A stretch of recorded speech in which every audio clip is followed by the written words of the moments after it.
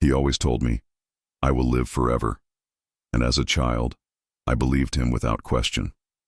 My grandfather was my hero, my anchor, my safe place.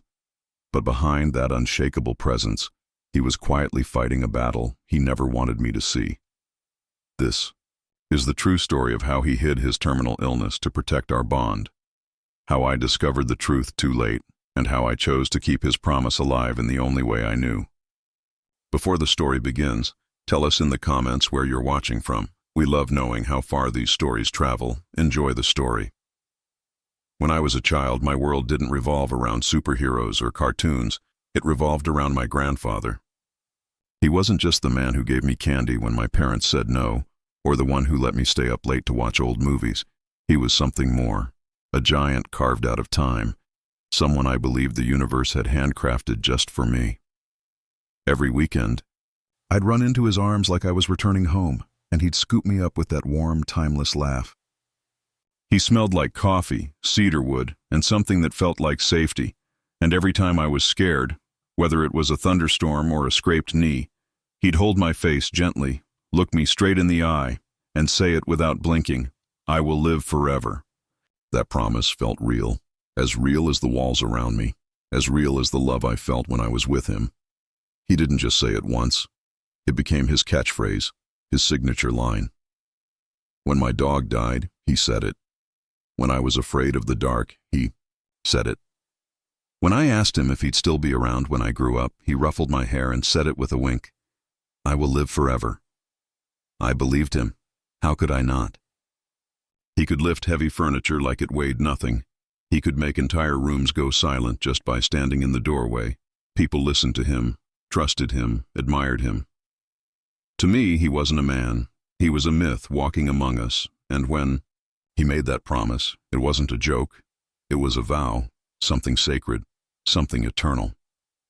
I was too young to understand the laws of nature, too in love with the idea that someone so strong, so kind, so unbreakable, could simply never break. There was a ritual we had, one that etched itself into the rhythm of my childhood. At night, when he tucked me into bed during my sleepovers at his house, he'd sit at the edge of the bed, hum a soft tune, and just when the lull would start to take me, he'd lean in close and say, "Remember what I told you, kiddo?" I'd reply groggily, already drifting. "You'll live forever," I'd whisper, and he'd chuckle. No, I will live forever. You have to keep me around to make sure I do." It was a game, or so I thought, but deep down, I held on to those words like they were armor, like nothing could touch me as long as he was in the world.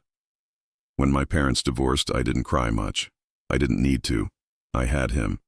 When I got bullied in school, I didn't tell my teachers. I just waited until Saturday to see him and let his presence rebuild my confidence. He'd say, "You've got my blood in you. That means you're tougher than anything they throw at you." And I believe that too. He had a way of speaking that made even the heaviest truth sound like feathers.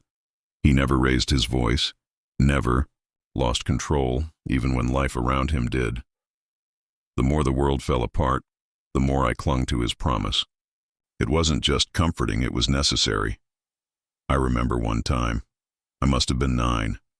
I asked him what happens when people die.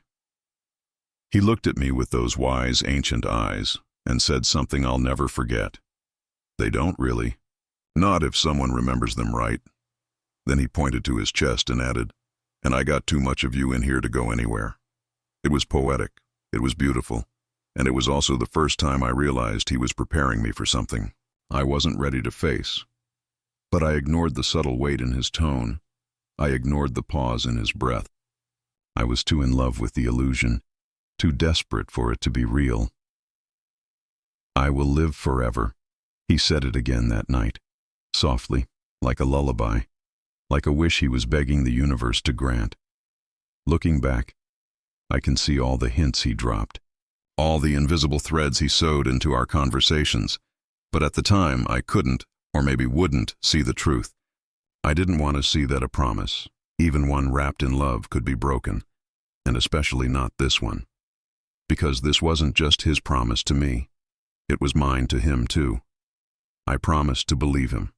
I promised to never doubt him. And for a long time, That belief became the heartbeat of everything I did. It kept me grounded, it kept me dreaming, and it kept him alive in ways I still don't fully understand. That's the thing about promises made in childhood. They don't fade. Easily they stay, they echo, they haunt. And when they break, they shatter something inside you. But I didn't know that yet. Not then. I still had him. I still had the promise, and I still believed, with every part of me, that he would live forever. My grandfather wasn't just the man of our family. He was the anchor, the storyteller, the calm in every storm. People didn't just respect him. They paused when he entered a room as if something sacred had walked in. His voice carried the weight of wisdom, not because it was loud, but because it didn't have to be. When he spoke, even the walls seemed to listen. He had this way of making the world slow down, like time itself gave him space to finish a sentence. Neighbors would stop by just to ask for his opinion on things he had no obligation to care about, from politics to gardening. They called him Mr. Roy, but to me, he was simply Grandpa, my eternal fortress. He had strength in his hands. You could see the years in the veins that lined his skin like rivers. He fixed things no one else could fix, from broken chairs to broken hearts. He knew how to make people laugh without even trying. And he listened as if what you said was the most important thing he'd heard all day. But more than any of that, what made him larger than life was the way he made you feel. Like you mattered. Like the world would stop turning if you were in pain. He once told me that the key to being remembered wasn't doing something big. It was doing something small with great love. I didn't get it at the time, but those words planted themselves inside me, waiting for the moment I'd understand. And still, even with all this presence, he never talked about himself. He always shifted the spotlight to others. He'd spend hours teaching me how to throw a baseball or how to hold a paintbrush without ever mentioning the arthritis starting to swell in his knuckles. I thought his hands were strong because they never shook, but now I know he was hiding the tremor with all the force he could gather. At the time, I didn't want to see it. I didn't want any cracks in the image of the man who had promised me forever. It was in the quiet moments that the truth began to seep in, but I brushed it off like dust. A canceled fishing trip here, a day when he didn't get out of bed until noon. He said he was tired, but tiredness had never stopped him before. I thought, maybe it was age catching up. But age had always been something that happened to other people, not him.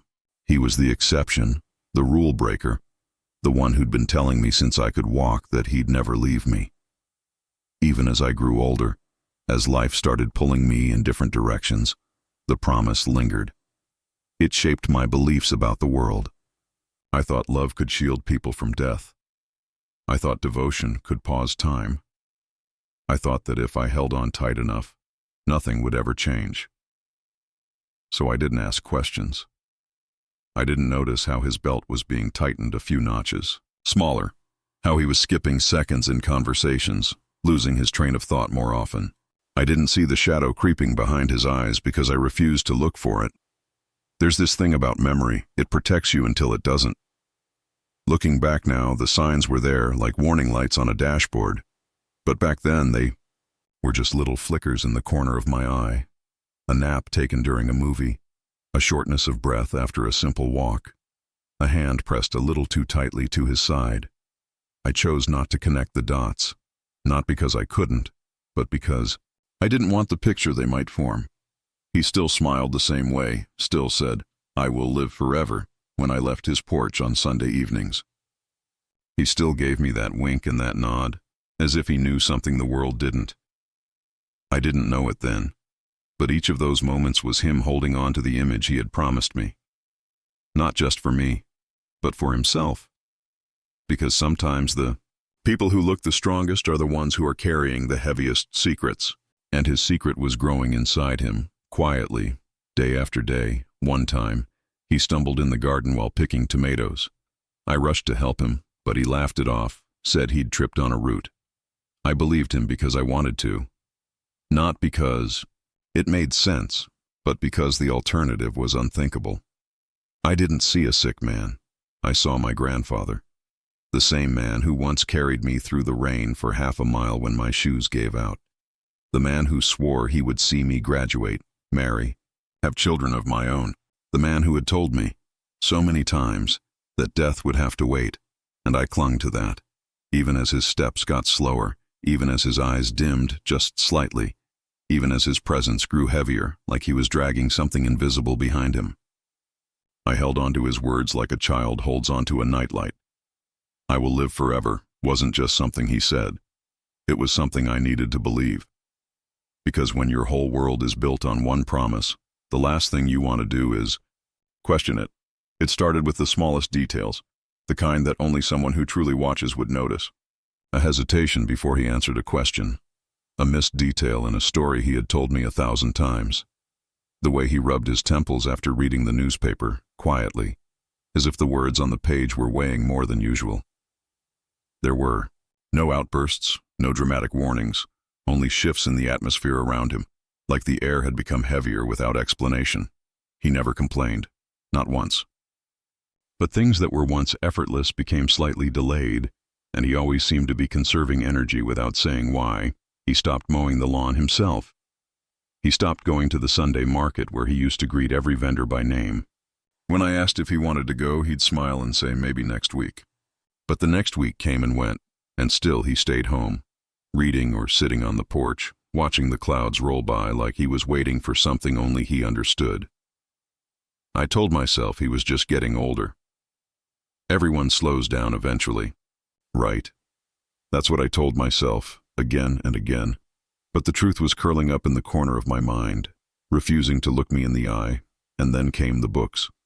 Thick medical books tucked between gardening magazines, papers I wasn't supposed to see, folded neatly beneath stacks of mail. At first I thought they belonged to a neighbor or a friend he was helping. He'd always been that kind of man. But when I finally gathered the courage to ask, he shrugged and said he was curious about how the body worked, said it was never too late to learn. I wanted to believe that. I really did. But something about his voice cracked that day. Just a hairline fracture, so small you'd miss it if you weren't listening for it. But I was. I just didn't know what I was hearing yet. One night I came by unannounced. I was passing through the neighborhood and decided to stop in, like I used to do when I was younger. His front door was locked. That never happened. He always left it slightly open when he knew I might come by. I knocked 3 times before he answered. He looked surprised to see me, not upset, but tired, like he'd just climbed out of a dream he didn't want to leave.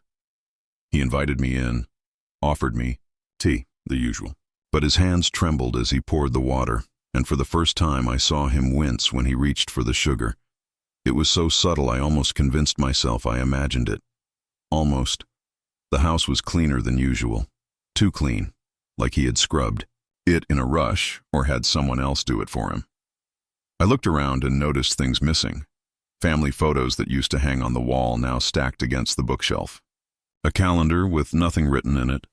A bottle of medication half hidden behind the bread box. I didn't ask about it. He didn't offer an explanation. We just sat in silence for a while, sipping tea and pretending everything was as it had always been. There's a certain kind of silence that speaks louder than any scream. The kind that holds weight, like a fog you have to wade through. That's what that evening felt like. A fog. A pause between the life we had and the truth he wasn't ready to tell me. Or maybe the truth I wasn't ready to hear. When I left, he walked me to the door and gave me a long, tight hug. He didn't say the words this time. No, I will live forever. Just a nod and a look in his eyes I couldn't decode at the, time. A look that now haunts me in ways I can't explain. After that, I noticed how our phone calls grew shorter. How he stopped telling jokes and started asking questions instead. How he began to say things like, "If something ever happens to me," or "just in case," quickly followed by a laugh to dismiss it. But the words were there, planted like seeds, waiting to bloom. I began to wake up at night with a heaviness. In my chest I couldn't shake. My instincts were whispering, screaming even, but my heart was too entangled in that old promise to listen. One afternoon, I drove by again without calling ahead. I saw him through the window, sitting alone in the living room, not reading, not watching TV, just staring ahead with his hands clasped together like he was in deep prayer or thought. I stood there for a moment, watching him, unsure whether to knock or walk away. In that moment, I realized something terrifying. He wasn't just hiding something, he was preparing for something. Quietly, deliberately, with the same grace he had carried his whole life. He was folding the end of his story neatly behind his back so I wouldn't have to see it until it was too late. And yet, I still didn't ask. I still didn't confront. Because as much as I needed answers, I needed him to keep the promise more. Even if it was killing him to do so. Even if it was only true in the heart of a boy who refused to grow up without his hero beside him. It was the first time I truly felt it. The absence, the void, the crack in the world we had so carefully built together. Christmas had always been his favorite season. He'd string lights around the porch in perfect rows, bake sugar cookies in shapes that never really looked like trees or stars, but always tasted like childhood, and hum along to the old records that skipped in the same spot every year. He'd wear that ridiculous red sweater with the reindeer that blinked, and he'd insist on reading A Christmas Carol by candlelight, even if everyone had heard it 100 times before. But this year, there were no lights, no cookies, no music, playing from the radio. The house looked like it had chosen to mourn before the rest of us were ready. I told myself he must have just been tired. Maybe he was planning to put the lights up later. Maybe he'd forgotten where he stored the ornaments. I offered to help. Of course I did. He smiled, thanked me, but said this year he wanted to keep things simple. Simple was not his style, not during Christmas. That was the first time I noticed how pale he looked in the glow of the kitchen light. How he held his coffee mug with both hands like he needed the warmth to stay present. He asked me about work, about life, about my dreams, his voice soft and slow like each word needed careful placement. But he never once mentioned how he was feeling, and I didn't dare ask. The family dinner that year felt different. It wasn't just the missing decorations or the lack of music. It was him. He sat at the head of the table, as always, but something in his posture had shifted. He didn't carve the turkey like he usually didn't make his signature toast, with that twinkle in his eye. He let someone else speak, and when it came time to eat, he barely touched his plate. I caught him staring at his hands once, as if they were betraying him, refusing to work the way they used to. I reached under the table and placed my hand on his, and for a moment he looked at me with such intensity it stopped the air in my lungs. There was so much he wanted to say in that look, so much he wasn't ready to speak aloud. After dinner he sat beside the fireplace, alone. I found him there an hour later, still in his chair, the flames casting flickers of light across his face. I asked him if he wanted company, and he nodded, wordlessly. I sat at his feet, just like I did when I was little, resting my head against his knee. He placed his hand on my shoulder, and we stayed like that for a long time, the fire crackling, in the silence. Then he spoke, barely above a whisper. "You know what I used to say, right?" he asked. I nodded. "Say it," he said, and I hesitated, but eventually I whispered it. "You will live forever." He gave a soft, broken laugh, and his voice cracked like paper when he said, "Good, don't forget it." He didn't say anything else that night. He just stared at the flames like he was watching time itself burn down to embers. I wanted to ask 1,000 things. Are you okay? Are you sick? Why are you fading in front of me and pretending you're not? But I didn't. Because part of me still needed the lie, still needed the fairy tale. I thought if I didn't speak the truth, maybe it would stay away a little longer. Maybe we could trap the pain outside with the cold wind and the falling snow. I left that night with a strange feeling in my chest. It wasn't sadness, not yet. It was something more subtle, more dangerous. It was doubt. For the first time in my life, I doubted the promise. Not because he didn't mean it, but because I was starting to see the edges of a story I didn't want to read. The cracks in his armor were widening, and even though he tried to patch them with smiles and old jokes, I could see through them. The man who had once lifted me with one hand now struggled to lift a mug without wincing. The man who had never once forgotten a birthday now asked me what day of the week it was, but even then, I couldn't bring myself to say the word. Cancer. I didn't know for sure. He hadn't told me. But something ancient inside me already knew. I think he knew I knew too, but we both played our parts in the unspoken agreement. If we don't say it, it's not real. If we keep pretending, maybe he really can live forever. Maybe belief itself can hold off the inevitable, that Christmas ended without gifts, without laughter, but not without love. That part never left.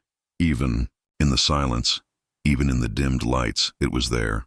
Strong, constant. But underneath it, something was shifting. Something was preparing to break. And still, I clung to the only words that had ever made me feel invincible. I will live forever. I whispered them again, alone in my car as I drove away, hoping that if I said them enough, they'd start to feel true again. It happened by accident, or maybe it didn't. Maybe fate has a strange way of pulling you toward the truth when you're finally ready to face it. I had stopped by his house on a rainy Thursday, the kind of day he used to love, saying the world looked softer under gray skies. He wasn't home. I had a spare key, always had, so I let myself in, thinking I'd wait.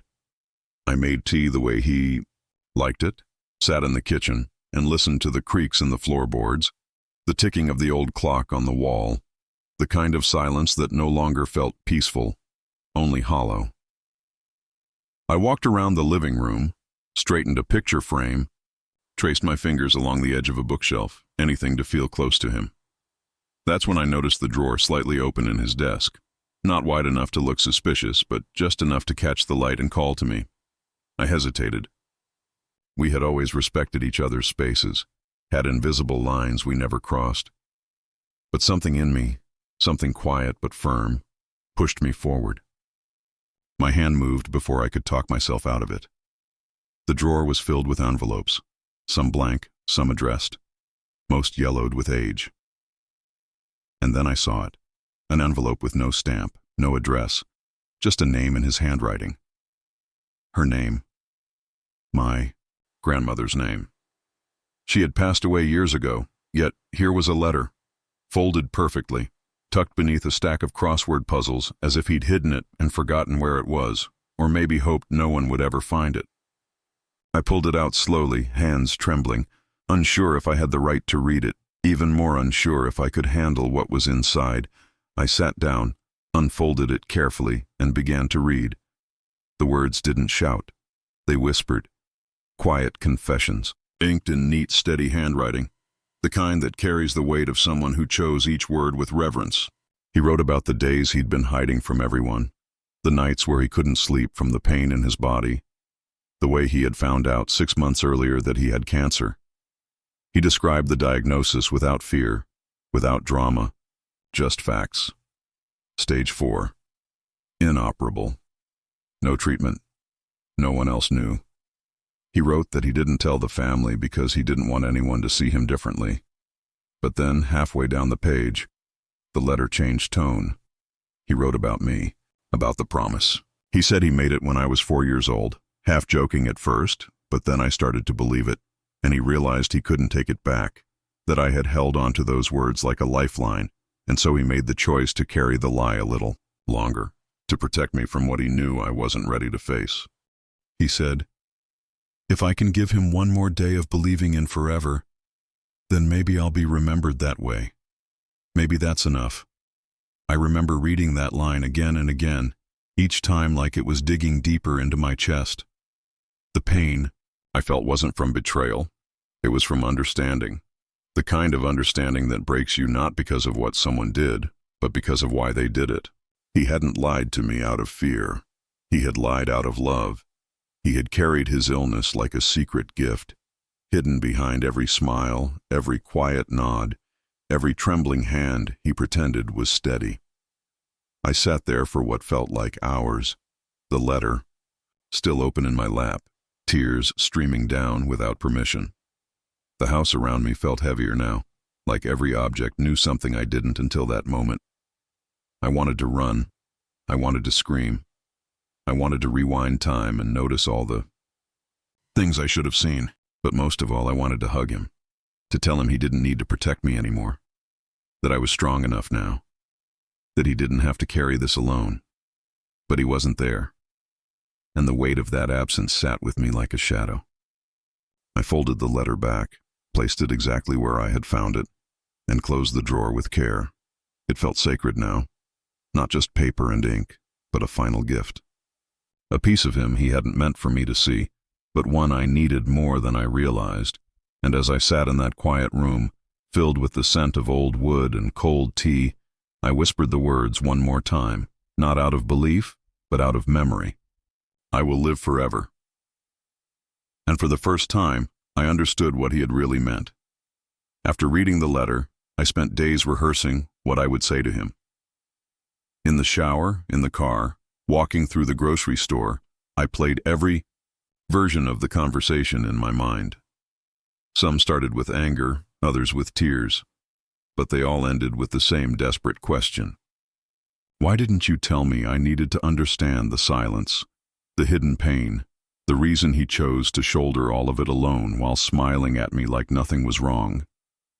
I kept thinking of all the nights I had gone home believing he was simply tired, when in truth he was probably counting down days, wondering which moment would be the last he could still pretend. When I finally drove to his house, it was late in the evening. I remember the way the streetlights made the pavement glow like a silver river and how every house on the block had its lights on except his. His living room window used to be the brightest on the street, a warm lantern for anyone who needed company, but that night it was dim, not dark, but quiet in a way that felt final. My hands were shaking as I turned the key in the lock, my heart pounding with 100 unsaid things. I wanted to run in and demand the truth, ask why he thought I couldn't handle it, why he chose to die in secret when we could have walked through it together, but when I stepped inside, everything froze. He was there, sitting in his chair by the window, the one he always called his throne. He looked smaller somehow, wrapped in a thick blanket, eyes closed, chest rising and falling slowly like the rhythm of a fading clock. I stood there watching him for a long time, my words stuck in my throat. The speech I had written in my head disappeared the moment I saw his face. There was no fight left in him, no room for confrontation. Only the quiet weight of a man who had made his choice and was ready to carry it to the end.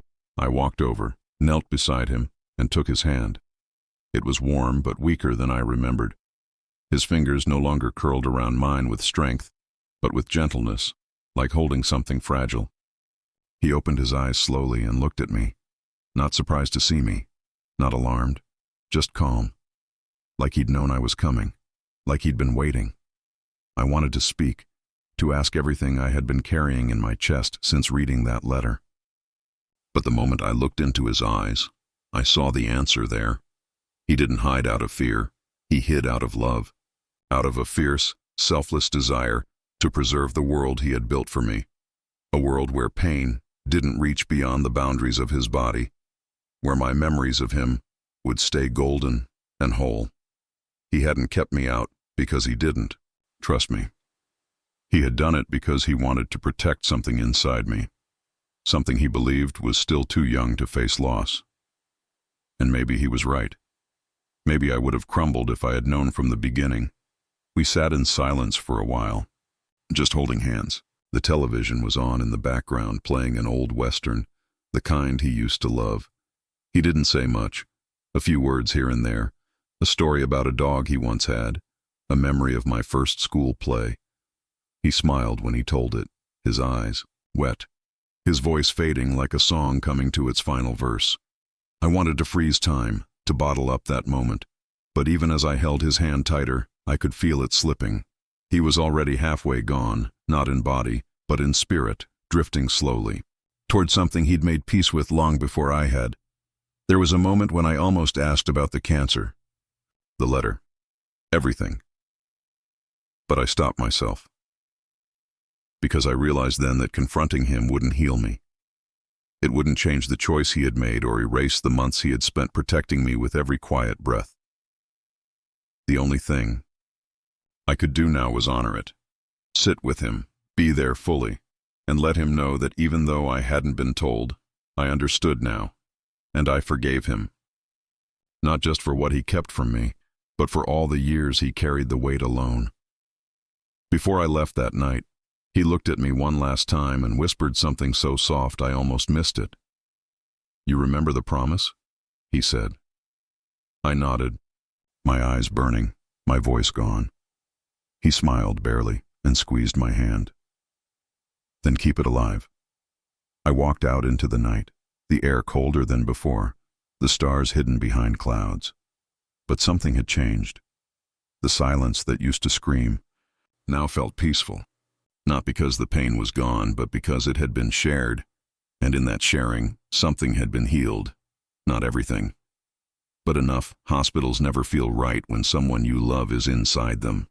The walls are too white, the air too cold, and the beeping machines too loud, even in their quietest hums. When I walked into his room that morning, everything felt slowed down, like time itself had softened out of respect. The nurse nodded at me gently, said he hadn't spoken much today, said he barely ate. I thanked her without thinking, my eyes already fixed on the bed in the corner of the room. He was there, lying still, his chest rising and falling beneath a thin blanket, his hands resting on his stomach, the same hands that once built me a treehouse, that once carried me across flooded streets just so I wouldn't get my shoes wet.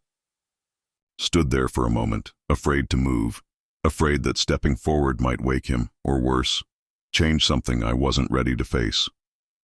But then his eyes opened slowly, like the sun coming out from behind a cloud, and he looked at me. He didn't smile, not with his mouth, but his eyes did, and it was all there, everything he couldn't say out loud. Regret, gratitude, love. He didn't need words. He never really did. His silence always said more than most people's speeches, and today was no different. I pulled up a chair and sat beside him, my heart pounding, my throat dry, but I didn't speak right away. I just held his hand, the way I had that night by the fireplace, the way he once held mine when I was scared of the dark. There were no monitors tracking his heartbeat, no IVs feeding medicine into his veins. He had chosen comfort over treatment, dignity over suffering, and in that moment I realized how much courage that must have taken, to face death not with resistance but with calm, not with fear, but with grace. He turned his head slowly and looked at me again, his eyes a little glassy now, but still so full of life, and I saw him mouthing the words, not loud enough to hear, but enough for me to know what he meant. "You're here." That was all he needed. Not answers, not apologies, just presence. Just someone who loved him, sitting by his side while the world grew quiet around him. I wanted to ask 100 things. Are you scared? Does it hurt? Is there something you need? But the longer we sat in silence, the more I understood that those questions didn't matter. What mattered was that we were together, that even in this final chapter he had kept his promise in the only way that mattered. Not through immortality, not through miracles, but through love that never once wavered. He was still him, even in the frailty, even in the stillness. My grandfather. My forever. At one point, he gestured lightly toward the window. I stood up and opened the blinds just enough for the sunlight to come through and fall across his face. He closed his eyes for a moment, and I watched the light move across his skin, highlighting the age in his wrinkles, the life in his breath. He had always loved mornings like this, the kind where the light was soft, the world still quiet, the possibilities endless. I realized then that this might be the last morning I'd ever share with him, and that thought hit me harder than anything I had ever felt. He opened his eyes again and looked at me, and for the first time I saw tears in them. Not from fear or sadness, but from something deeper, a kind of acceptance, a kind of peace. I leaned in and whispered, "I found the letter." His eyes widened just a little, and then they softened. He nodded, barely, and I saw it, the weight, lifting, the relief of not having to hide anymore, the comfort of being seen, finally, entirely, and still loved. We didn't talk about what came next. He didn't ask me to be strong or promise to stay brave. He just kept his eyes on mine, and in that look I saw everything I needed. That he had no regrets. That he had loved his life. That he had loved me. And that he believed somehow in something beyond all of this. Something lasting. Something eternal. When visiting hours ended, I stayed a few minutes longer.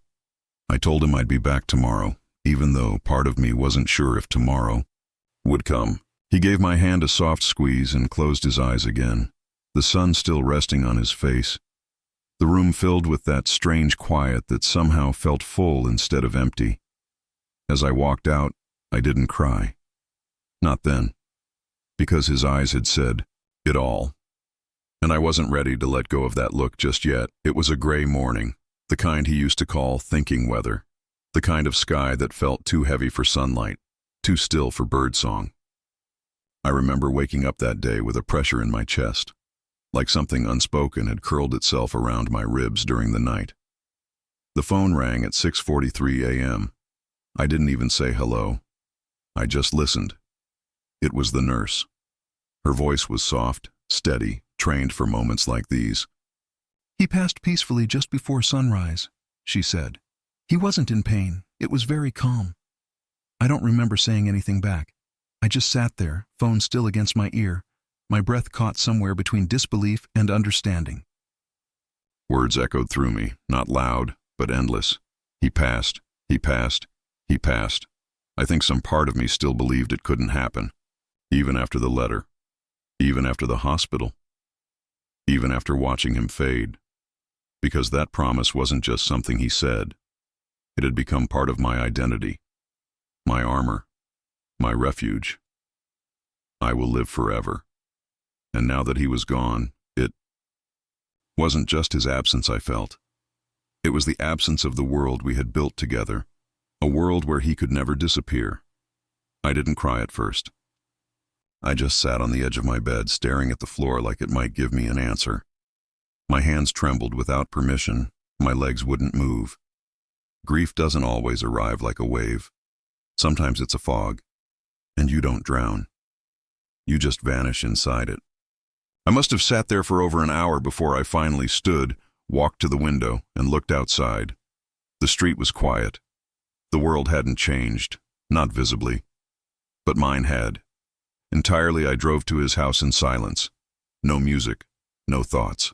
I could hold on to for more than a second. Just the image of his face the last time I saw it, resting in sunlight, eyes half closed, breathing slow. The front door creaked when I opened it, and that sound broke something inside me.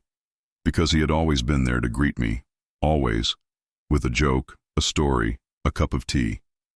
Now the house was silent, hollow in a way that felt permanent. I stood in the entryway and listened to nothing. No voice, no footsteps. Just the distant ticking of the old clock on the wall, counting forward like nothing had changed.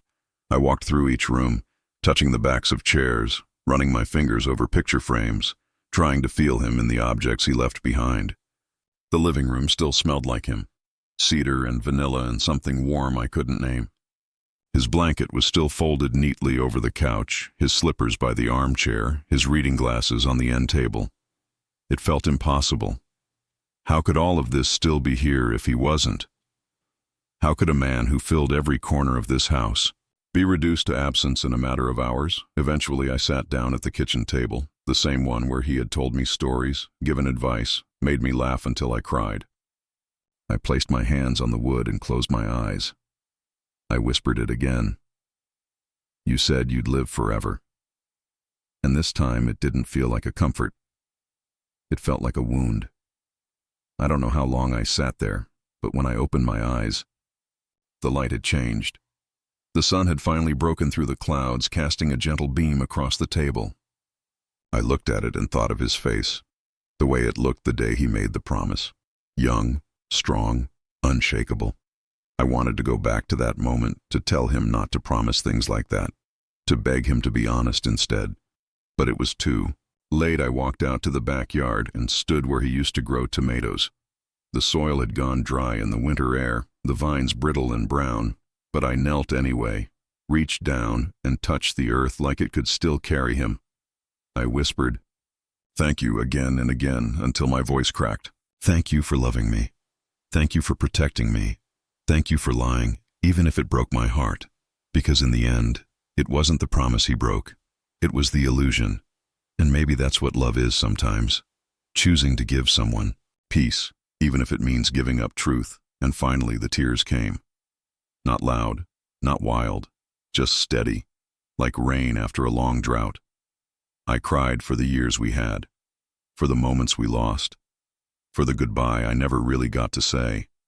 I cried because the world had gone on spinning without him, and I wasn't ready for that. I wasn't ready for a morning where I'd never hear his voice again, never see his name light up my phone, never hear him laugh at his own jokes or say, "I will live forever," just to watch me roll my eyes and smile. But somehow, even in that grief, I felt him, not in the ground, not in the air, but in the way I breathed, in the way I remembered, and in the way my heart, even shattered, kept beating. I didn't rush to pack anything, didn't touch his clothes, didn't move the furniture. The house stayed exactly the same for weeks. I'd stop by every other day, sit in his chair, drink his tea, listen to the same old creaks in the floors like they were echoes of his steps. No one asked me to clean up or sort through his things. They knew, they understood. Some spaces are sacred until they're ready to be opened, and this house wasn't done speaking yet.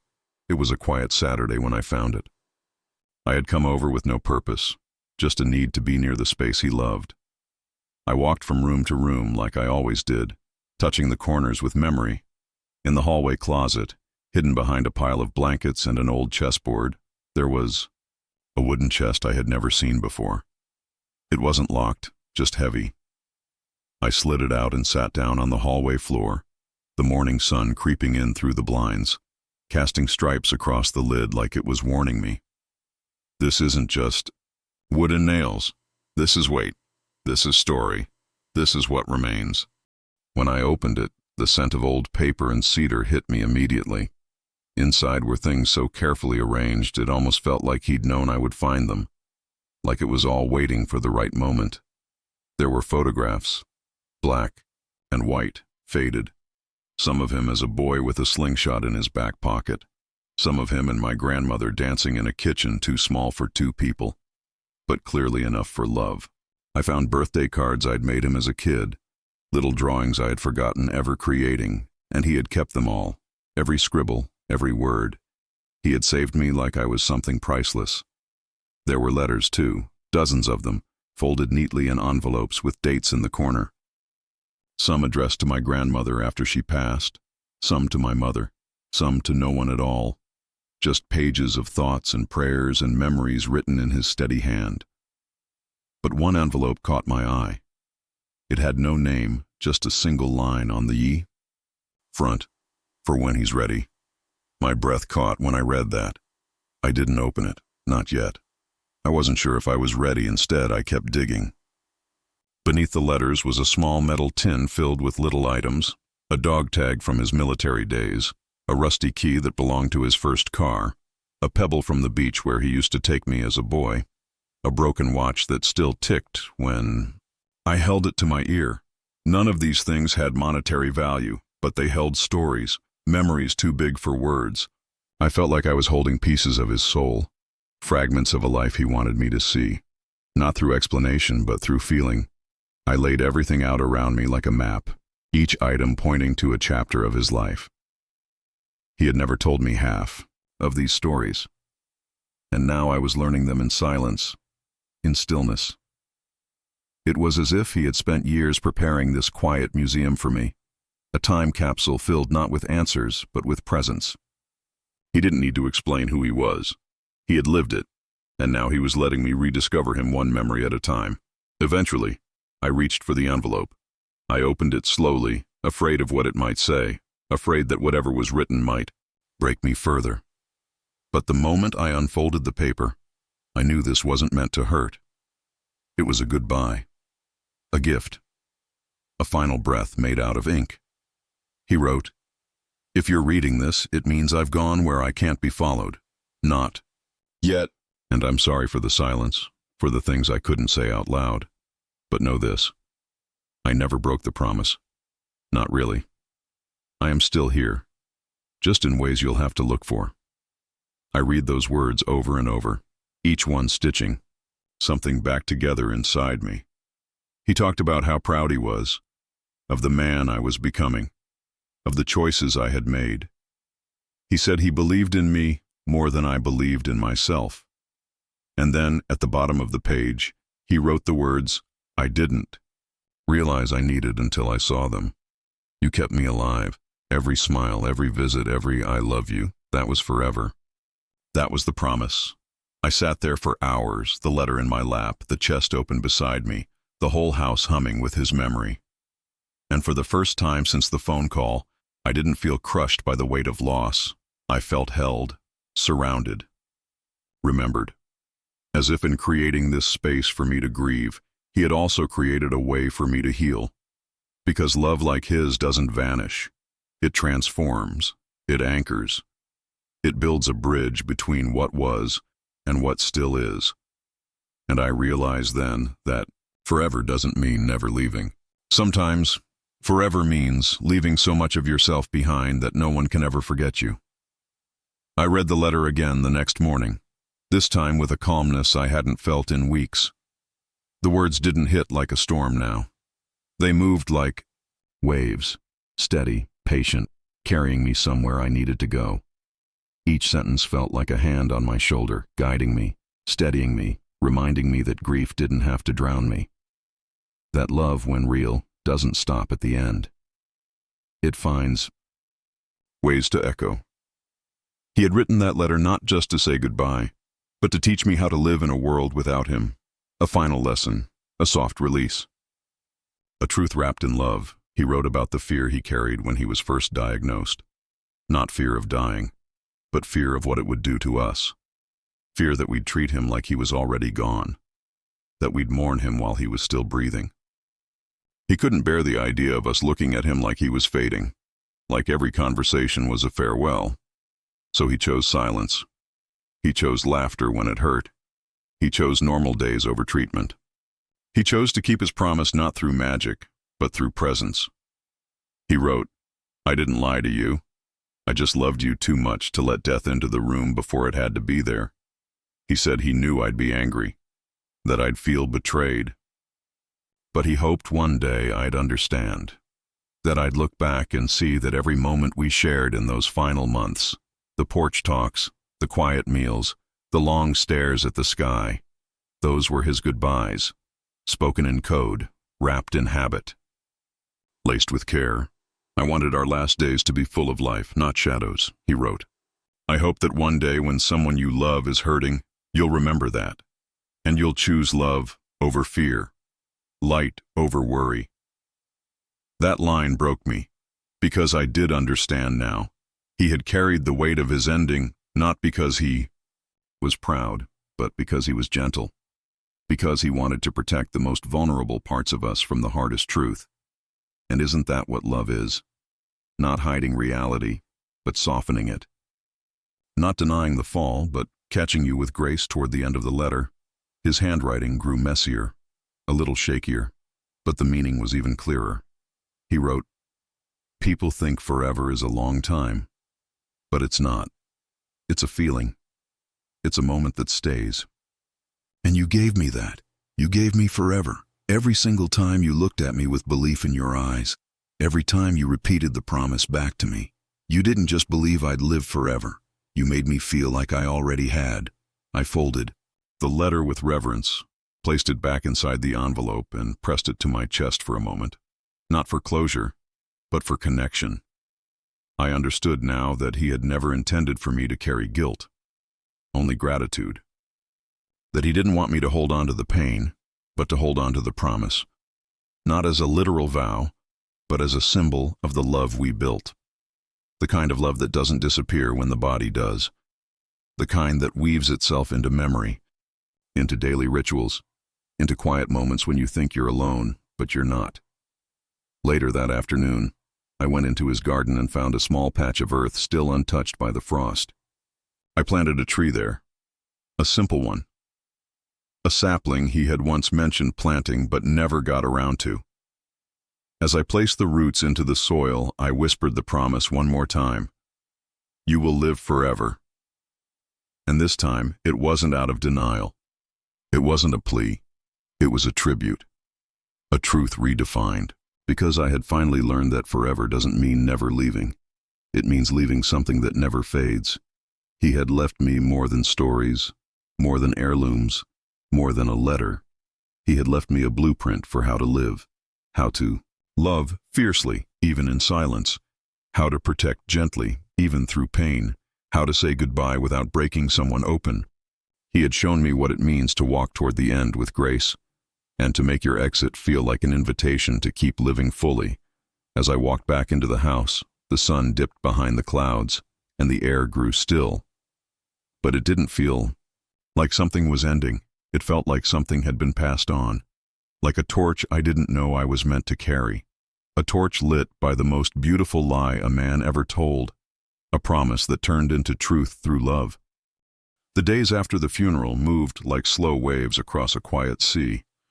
There were flowers, kind words, soft embraces from people who meant well, but couldn't possibly understand what he meant to me.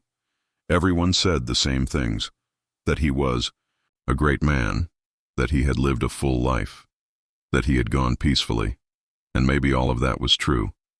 But what no one could see was what he had built inside me. What no one could touch was the echo he left behind in my every breath. I knew I couldn't let that echo fade. I had to carry him forward, not just in memory but in action. If he had made me believe he would live forever, then maybe it was my turn to make that real. I started small. I went through his notebooks, the ones he kept in drawers and coat pockets, notes about ideas he never got to try, poems half finished, letters he never sent. I typed them all up, every word, and turned them into a little book.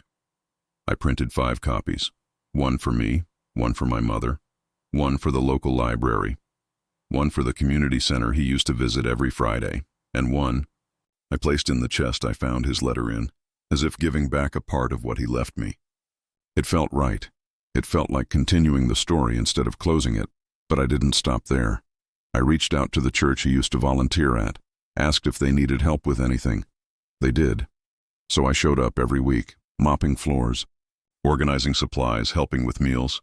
I wore his old jacket. It didn't quite fit, but it felt like armor. One day, a boy at the center asked if I was Mr. Roy's grandson.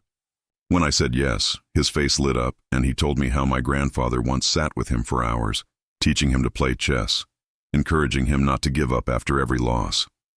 He made me feel smart, the boy said. I smiled and nodded. He made me feel that way too. I started telling his stories to anyone who would listen, not the big ones, not the war medals or the accolades, the small ones, like how he once stopped his truck on the side of the road just to help a turtle cross, safely, or how he used to whistle the same tune every time he cooked eggs, like it was a ritual to keep the day steady. These were the pieces of him I wanted to keep alive. The quiet kindness, the invisible legacy. I spoke about him in the present tense, not out of confusion, but out of defiance. Because as long as his name lived in someone else's heart, he hadn't gone anywhere. One afternoon, I stood in front of a classroom of 5th graders and talked about promises, about love, about my grandfather. I told them how he had once said he'd live forever, and how I had believed him, and how maybe I still did. Not in the way I once imagined, but in a deeper way now. A boy in the front row raised his hand and asked, "Is that even possible?" And I said yes. I told him it's possible when you live in a way that makes people better just by knowing you, when your love outlasts your breath, when the stories told about you outnumber the years you were here. I saw a few heads nod.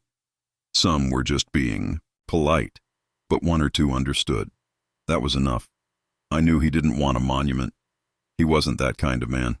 But I built one anyway, just not out of stone. I created a foundation in his name, a small scholarship fund for kids who showed kindness more than grades, who helped more than they asked, because that's who he would have wanted to support. Not the best on paper, but the ones who carried light in quiet ways. I wrote his name on the website header. The Roy Ellis Legacy Fund, simple, honest, just like him. There were moments, of course, where I still felt the ache, in grocery stores, in long car rides, in mornings that felt too still. I'd reach for the phone to call him before remembering. I couldn't. But each time that ache came, I did something with it. I told his story again. I smiled at a stranger. I forgave someone a little quicker. I wore his old watch even though it never told the right time. Because grief, when reshaped by purpose, can become the most enduring kind of love, I began to realize that forever had never meant without end. It had always meant without forgetting. And in every act of goodness, in every seed of love I passed forward, I was keeping my side of the promise. I was making him live forever, not with illusions, but with intention, with truth, with heart. Because when someone teaches you how to love this deeply, how to carry someone even after they're gone, you don't let go. You carry them forward. You let them become the reason you shine. I went back to the woods where we used to walk. The path was narrower now, overgrown in places, like time had tried to reclaim it. But I remembered every turn, every root that jutted from the earth like it had a story to tell. He used to call it our sanctuary, a place untouched by noise, where the world slowed down just enough for your thoughts to catch up. I followed the trail in silence, the crunch of leaves beneath my shoes the only sound, the cold air brushing against my face like a familiar hand. I reached the clearing where we once sat on a fallen log and talked about the stars, about dreams, about nothing and everything. The log was still there, weathered but strong. Like him, I sat down, closed my eyes and let the quiet in. At first, it was empty, a hollow kind of stillness. But then slowly, it filled, with memory, with presence, with that impossible-to-name feeling that tells you someone is with you, even when they're not. I could hear his laugh in the rustle of the wind. I could feel his warmth in the patch of sunlight that broke through the trees, and in that moment, I realized he was right. He had kept his promise, not in body, but in spirit, not in form, but in everything else. I pulled the letter from my coat pocket, the one he left for when I was ready. I read it again, even though I had memorized every word. And as I read, I heard his voice in my head, steady and sure, like he was sitting beside me, narrating his final chapter. He had written, "I know you'll carry me, not as a burden, as a part of you. And when people ask who taught you to love this deeply, to feel this fully, to believe this wildly, tell them about me. That's how I live forever." I looked, up at the sky, gray and soft like the morning he passed. No sunlight, but still it felt warm. The wind picked up, and with it came the faintest sound. Not a voice, not a word, but a feeling. The kind that starts in your chest and spreads out, steady, like a ripple. That's when I understood. Forever isn't a destination. It's not a place we reach or a line we cross. It's an echo, a resonance, a vibration that moves through those we've touched, passed from hand to hand, heart to heart, like music with no end. He is in the way I pause before speaking, to make sure I choose my words with care, in the way I hug people tighter than before, in the way I look for quiet moments between chaos. He is in every act of kindness I give without being asked, in every second chance I offer, in every story I tell with a smile instead of a tear. He taught me that love is not erased by death. It is awakened by it, shaped by it, expanded through it. There are days when I still miss him so much it aches. Days when I reach for a phone that doesn't ring anymore. When I walk past someone who wears the same cologne. When I hear a line from a movie we used to watch together, but I no longer collapse under the weight of those moments. I let them move through me. I let them remind me that what we had was real and rare and worth every second. That kind of love doesn't disappear.